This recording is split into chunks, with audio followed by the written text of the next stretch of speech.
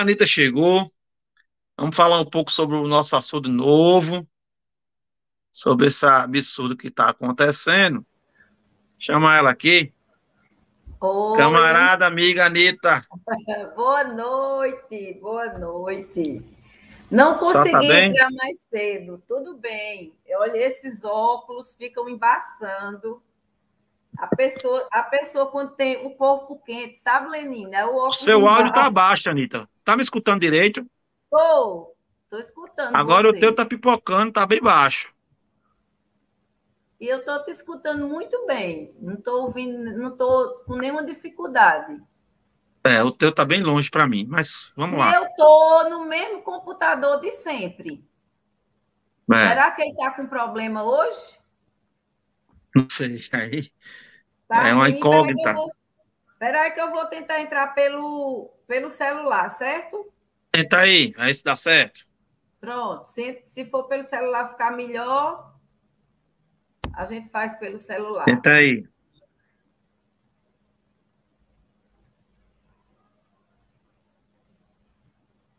Então é o que eu estava falando, pessoal. Suspeita dele ter intermediado, né, com empresa suspeita de corrupção na compra dos coletes, a prova de bala durante a intervenção militar no Rio de Janeiro, né, no ano de 2020. Então, o Braga Neto está todo enrolado. Assim, a pergunta é quem é que não está enrolado nesse governo passado, né? Quem é que não está perdendo o sono? Os moralistas, né? É. Deixa eu ver aqui se você vai. Tá entrando aqui já, né, Anitta? Agora tu vai ter que sair do outro, tá? Pronto. Sai do outro aí primeiro. Sai da TV. Pronto. Tá aí. Deu certo agora?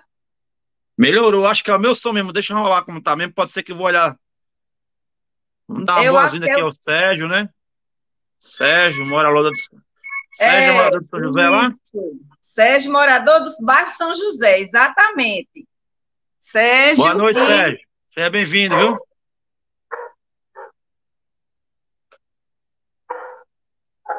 Pronto. Anitta, pode conduzir a conversa aí. boa noite, Sérgio. Pode ligar o microfone, Sérgio. Boa noite. Acho que ele Acho que saiu. aconteceu alguma coisa que ele saiu. Ele caiu. É. Então, Lenine, voltando, né, à nossa história sobre o nosso Parque do Açude Novo, a gente está tendo algumas notícias, né, de que a obra está enfrentando problemas por conta de tubos da Cagepa que estão bem no centro da pretensa obra, certo? Então, é interessante a gente saber disso, porque confirma aquelas nossas ideias, né, da necessidade de se fazer um estudo anterior, com calma, considerando a natureza que ali está. Engraçado, eu acho tão interessante, sabe o que é, Lenine? É que agora tem muita gente. Está chegando Fabiana e está chegando o Sérgio. Agora que esbarrou com os tubos da Cagepa, boa noite, Fabiana, boa noite, Sérgio. Estão me Boa escutando noite, bem? pessoal. Estou. Tá, que bom. Fabiana está escutando bem? Liga o microfone, Fabiana. Liga seu microfone.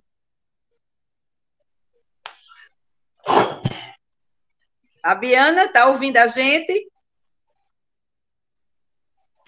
Parece que Fabiana não nos ouve, né? Mas o fato é que agora, quando a obra se deparou com o estudo da Cagepa, então tem muita gente comentando, né? E até quem estava favorável agora está criticando, porque houve um obstáculo constatado, que são os tubos da Cagepa. Agora, muitas dessas pessoas não enxergavam nas árvores um obstáculo para uma obra. Veja só. Fabiana, está escutando a gente?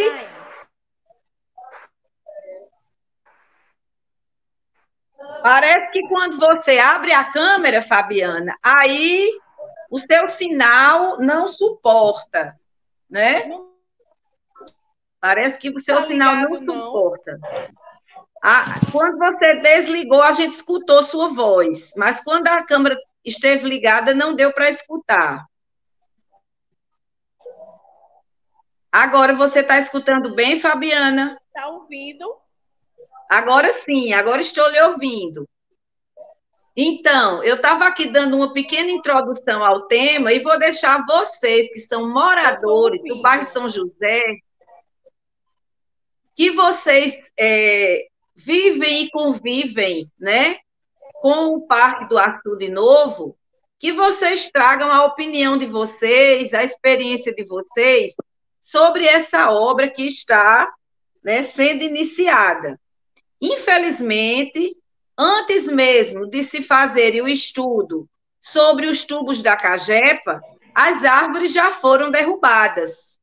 Algumas árvores já foram derrubadas. Nós não sabemos quantas, mas pelo menos a nossa denúncia interrompeu que outras árvores fossem derrubadas, fossem destruídas. Só que o comentário da cidade agora são os tubos da Cagepa, né? Então, essas pessoas que agora estão vendo os tubos da Cagepa como um obstáculo, muitas vezes, muitas delas não se importaram com a derrubada das árvores anteriormente.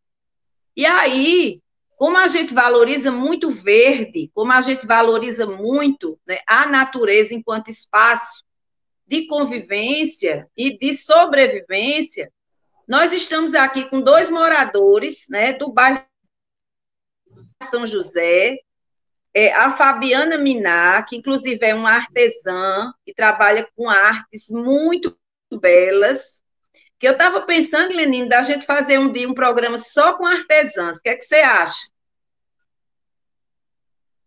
Acho excelente, Lenine? Excelente, perfeito. Pronto. Pois vamos fazer um programa só com artesãs aqui, né, para que a gente possa ver, valorizar esse trabalho tão bonito, né, e ao mesmo tempo dar oportunidade para que a população também conheça, né?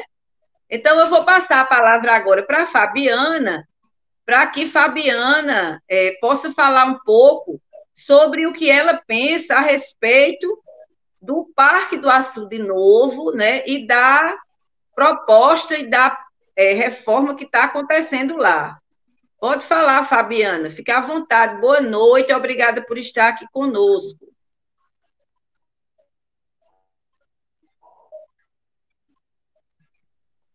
Fabiana está com um problema aí. Fabiana? Tá. Vamos passar para o Sérgio, então, enquanto a Fabiana se organiza. Pode ser, Sérgio? Tranquilo? Vamos lá. Tudo ok. Permita que eu me apresente. Eu não nasci em Campina, mas eu moro em Campina Grande desde 2004. E aqui em São José eu moro desde 2010.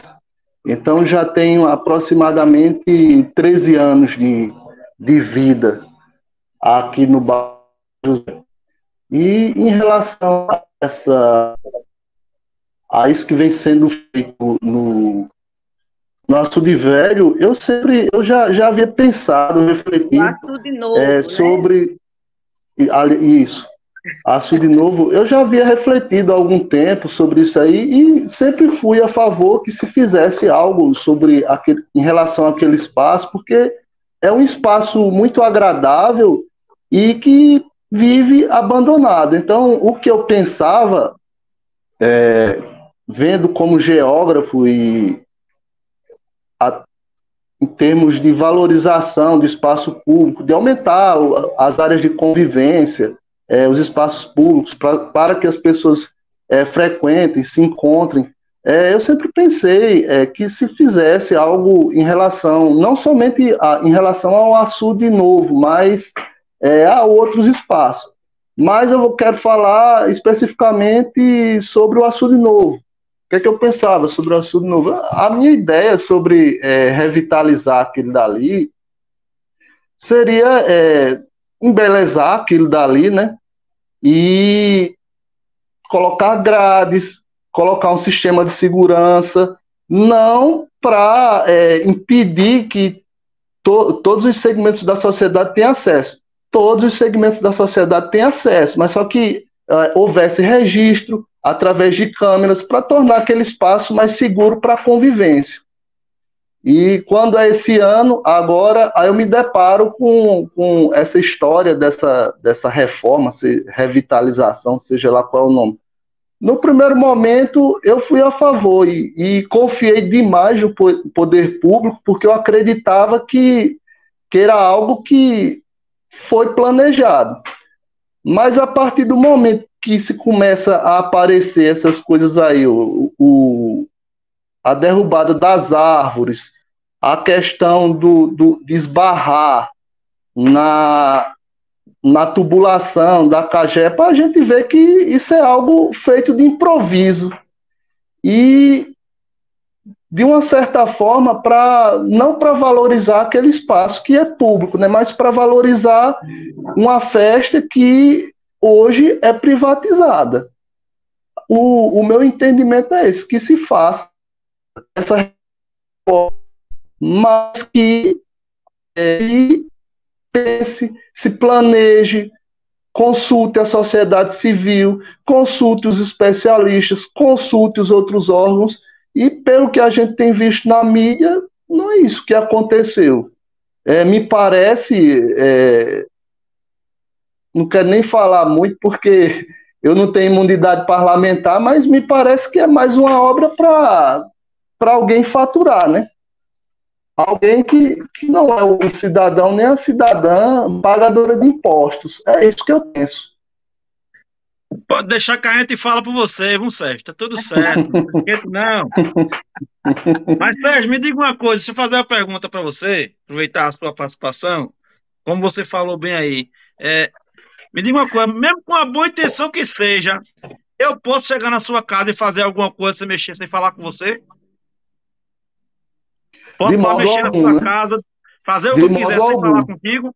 Pronto. É isso que a prefeitura, não só de Campina Grande, a gente vê um espelho acontecendo nas gestões aqui na Paraíba. João Pessoa é uma coisa. O que acontece?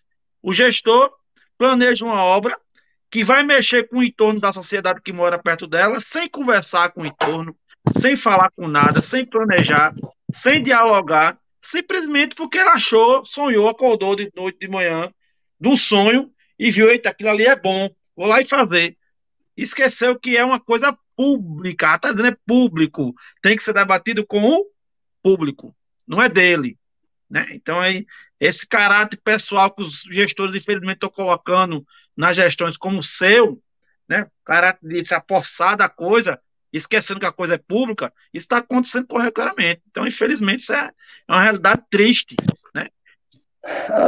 Sem dúvida, mas assim, aí a gente tem que trabalhar com aquela ideia de que o poder público tem autonomia para fazer isso, e quando a gente começa a puxar o fio do nosso ordenamento jurídico, por exemplo, se eu tenho um imóvel particular,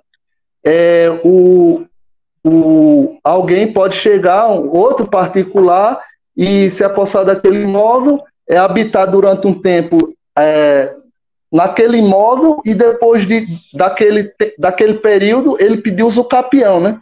Isso aí não pode se fazer com o poder público, porque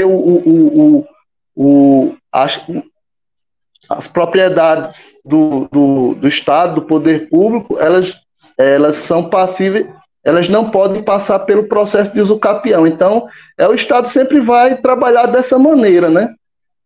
Então, se eles tivessem feito essa intervenção e tivesse consultado todos os órgãos, todos os especialistas, e tivesse passado credibilidade, que é algo que não passou, né?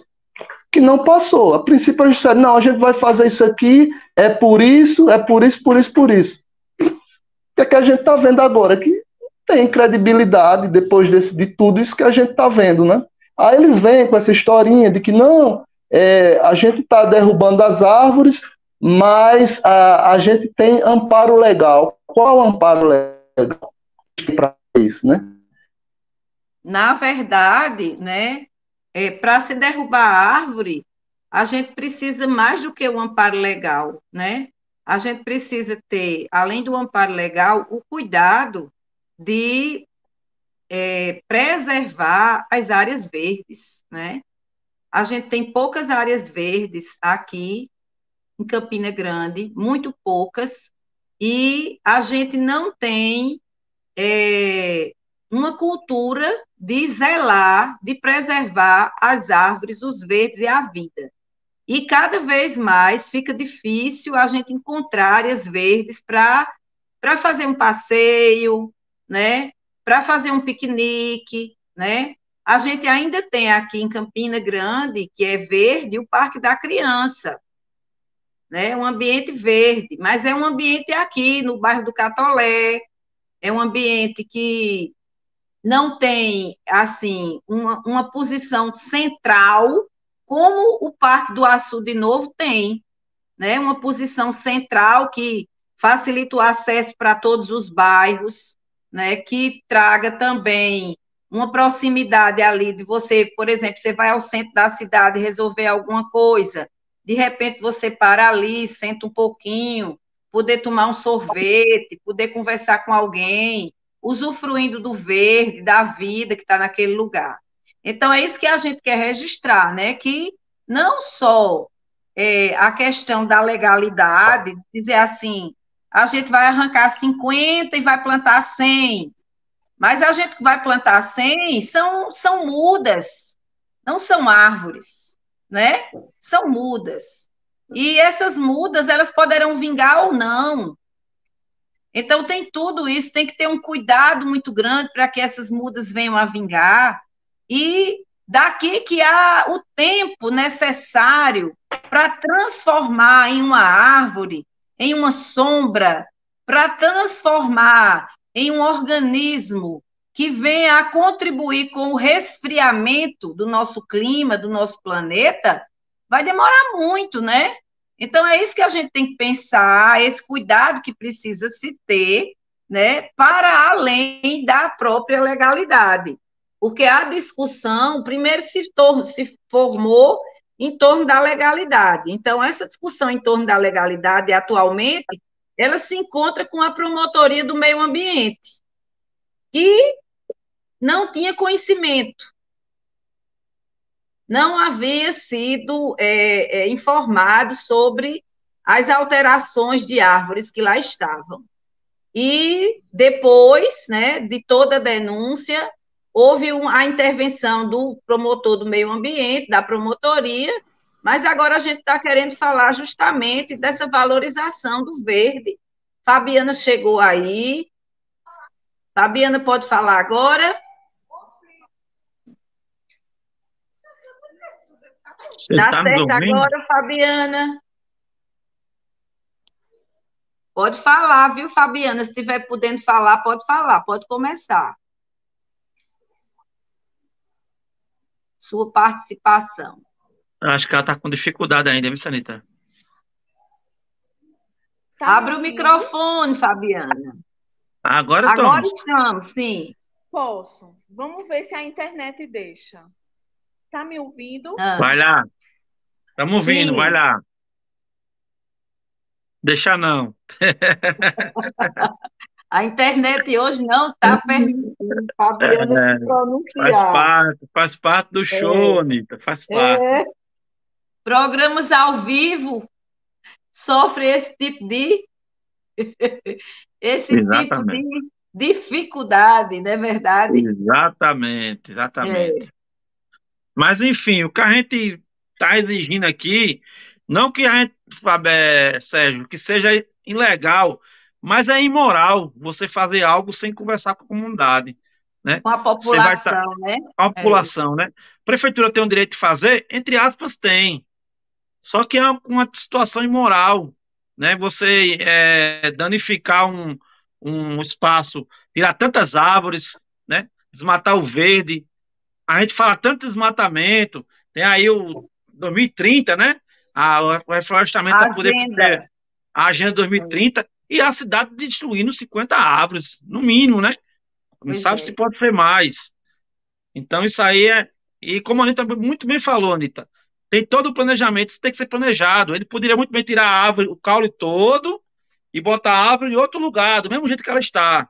Aí sim, aí estava aqui, dizendo, não, a gente não está falando aqui nem do projeto. Para você ter ideia, a gente não discutiu nem a questão ainda da questão da festa, e lá passou de novo a parte da festa. A gente está discutindo a questão do desmatamento, né, do absurdo, né, até a questão de tubulação da Cagepa. Então, isso é uma coisa surreal. É surreal. Mostra, como o Sérgio falou, total despreparo e organização, porque os cabos nem prestaram atenção no tubo, nada, saíram cortando as árvores no domingo, Sérgio, para poder ninguém dar tempo de ninguém se manifestar, então isso é muito complicado isso. É muito complicado, né? E assim, é um prejuízo que a gente não vê uma facilidade em recuperar, né? Como recuperar uma árvore derrubada, uma árvore de décadas? Como recuperar?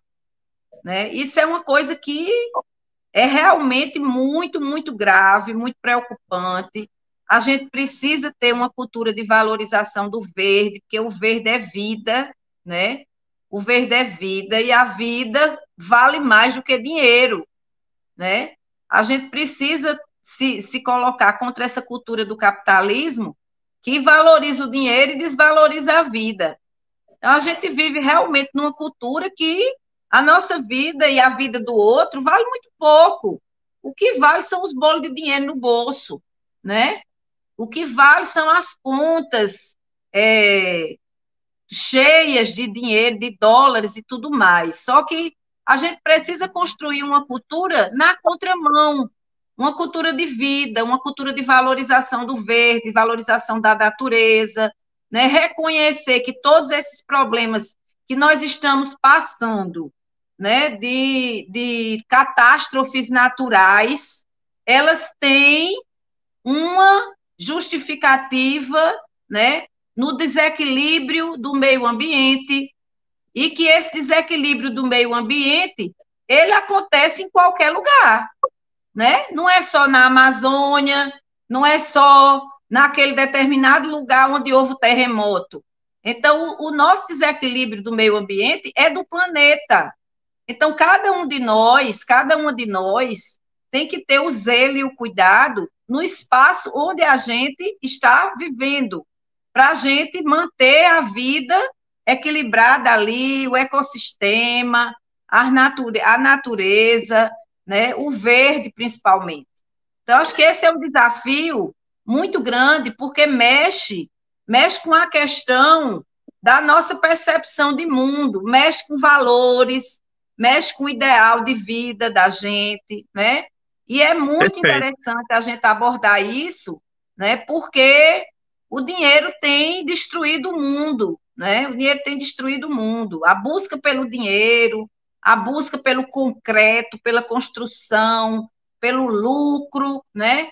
Tem sido muito desrespeitosa para com a vida humana, para com a vida animal, para com a vida vegetal, com a vida de uma maneira geral. Então, acho que é isso que a gente precisa valorizar, né? Reconhecer essa importância e tomarmos a nossa posição, né?